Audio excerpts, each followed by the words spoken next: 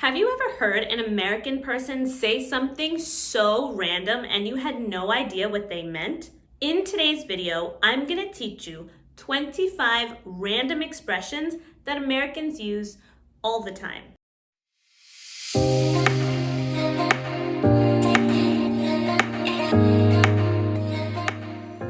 Hey there, welcome to English with Gabby. In today's video, my goal is to help you improve your listening so that you can understand Americans more easily and so that you can understand American TV shows and movies. Before we get started, make sure to subscribe to my YouTube channel so that you can get all of my videos right when they come out. You ready to get started? Here we go. Number 1, long time no see.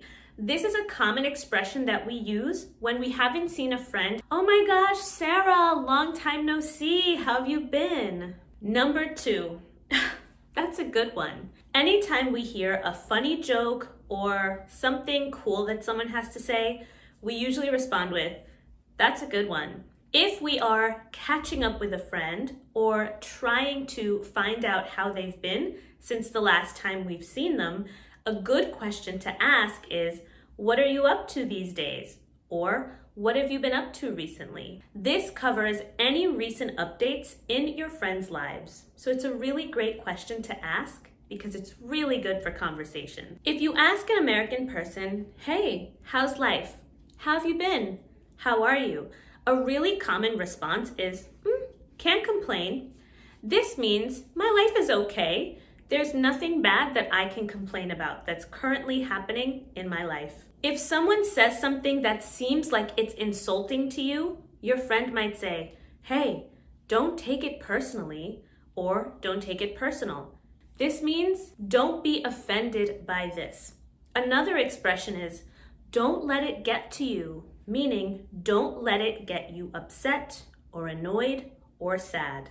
If someone asks us a question and we don't know the answer, we say, beats me, I don't know. If we strongly agree with someone, we typically say, oh my goodness, I couldn't agree more. This means I agree with you 100% very strongly. If something is bothering us and we really want to show that it's not bothering us, we say, I couldn't care less. You'll also hear Americans say, I could care less, but really, I couldn't care less is the correct version of this statement. Hey, did you see that your ex-boyfriend has a new girlfriend? I couldn't care less. We typically say it very strongly because we want people to know that we don't care. If we buy something and it was really, really cheap, we say, oh, it was dirt cheap. Basically saying it was cheap as dirt. Can you believe I got this car for dirt cheap? I'm so excited. The opposite of this is if something is really, really expensive. We would say, it cost me a fortune. The word fortune typically means riches. So we say he made a fortune, he has a fortune. So anytime we use the word fortune, it typically implies a lot of money. We love to exaggerate in American English because we use really big words to maximize adjectives. Very, so, extremely. Words like this. One of the expressions that involves this is when we're very tired. We could say, I'm exhausted, or I'm very tired. But a lot of Americans say, I'm dead tired. Oh my gosh, I'm dead tired. This is so common, especially to say amongst friends. Sorry guys, I can't hang out tonight. I am dead tired. I need to sleep. If we're looking forward to something that's coming up soon, we would say, woohoo, counting down the days. For example, if it's the last few weeks of semester in university, students might say, counting down the days till summer break. This just means I am so excited, I can't wait. When we're really overwhelmed by work and we have to give an excuse or a reason for why we can't do something, we say, I have a lot on my plate right now. I can't go away this weekend with you guys. I have a lot on my plate right now. Sorry, I can't do it.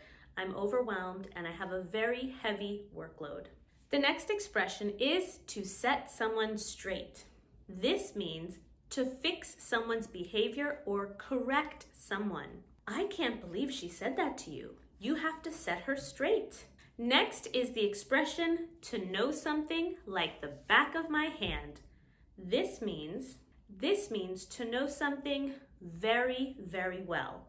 We know it as well as we know our own body. The next one is sounds good to me. This is when we agree with someone makes a suggestion and we agree. Instead of saying, I agree or yes, we say, all right, sounds good to me. If someone apologizes for something small, for example, oh, I'm so sorry I'm late, we say, no worries. It's like saying, don't worry about it. The next one is the word never mind. We use this for a variety of reasons, but one of the main reasons why we would use this is if we're talking about something and someone doesn't understand, we say, never mind, just forget about it. Or if we're angry and we're arguing and you just don't want to talk about it anymore, we say, never mind, just forget it. This next expression is super, super popular. When we want to tell someone not to rush and to go slowly, we say, take your time. Just don't worry about it, take your time. We have 10 minutes left on the test, don't rush, take your time. We can also say this in a very sarcastic way.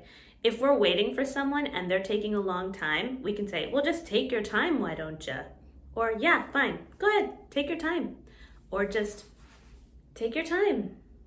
So you have to listen and try to figure out if someone's saying this in a sarcastic way or if they're saying it in a sincere or serious way. Typically, body language will show you if an American person is upset or not. If someone does something cool or if they tell a joke that requires you to think, we say, oh, I see what you did there.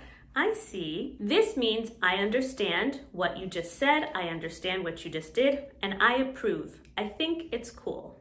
This next expression is very common when we have pain.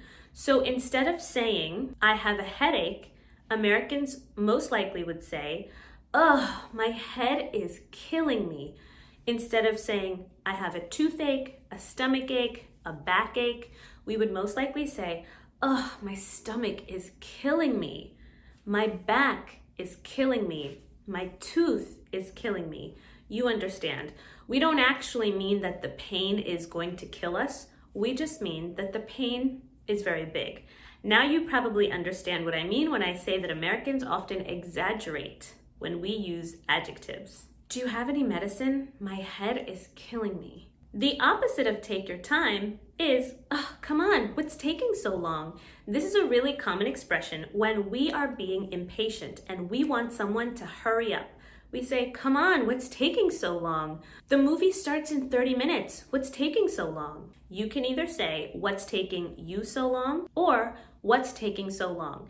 You can even say this about people who aren't with you. Oh, where are they? What's taking them so long? If one of our friends is having some kind of emotional problem, maybe they just had a tragedy in their life, maybe they're worried about something, or maybe they're even trying to think about what to do. They have a big decision and they don't know what to do. We would say, where's your head at? This means, tell me what you're thinking. Where is your mindset right now? We can also say this if someone does something really foolish or stupid. Oh my gosh, where's your head at? Why would you do something like that? Well, there you have it, 25 fluency expressions that Americans use all the time. Learning these expressions will really help you increase your listening abilities and comprehension skills when you talk to native speakers. Don't feel pressured to use all of them at once, but knowing them will help you understand. So using them one at a time will help increase your speaking level. For more vocabulary and speaking lessons, just head to my homepage and check out all the playlists I have for vocabulary and speaking. Thanks so much for tuning in. See you next time.